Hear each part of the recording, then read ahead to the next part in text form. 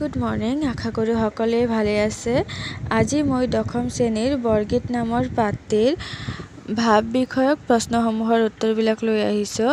ইয়াতে আমাৰ প্ৰথম প্ৰশ্ন আছে, তলত দিয়া শব্দকেইটাৰ আধুনিক ৰূপ লিখা। প্ৰথমতে আছে নপাবন্ত মানে নাপায়, কেনে মানে কেনেকৈ, ভৈলহ ইয়াৰ অৰ্থ হ'ল হলে, তুমিহে ইয়াৰ অৰ্থ তুমিয়ে, জনেৰ অৰ্থটো হ'ব জনৰ। তাৰপিছত আছে কহয়, ইয়াৰ অৰ্থ হ'ব কয়। নেক্সট প্ৰশ্ন হ'ল ব্ৰজাৱলী ভাষাৰ বিষয়ে এটি চমুটকা লিখা। ইয়াৰ উত্তৰ হিচাপে আমি লিখিম,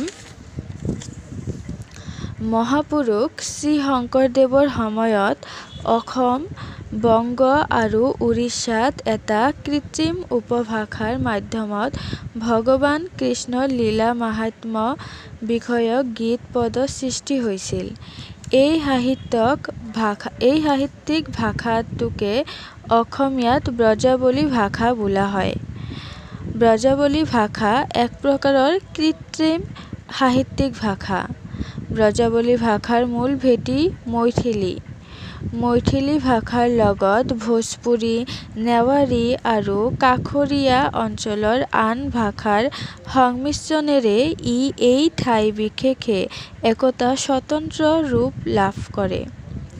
ব্ৰজাৱলী ভাষাটো এহাতে শক্তিশালী আৰু এই ভাষা প্ৰচুৰ স্বৰধ্বনিৰ প্ৰয়োগ হোৱা বাবে ই শ্ৰুতিমধুৰ। আজিৰ কাৰণে ইয়ালৈকে। আমি নেক্সট ভিডিঅ'টো লৈ আহিম চেপ্টাৰ 2 জিকিৰৰ প্ৰশ্নৰ উত্তৰ লৈ। ধন্যবাদ।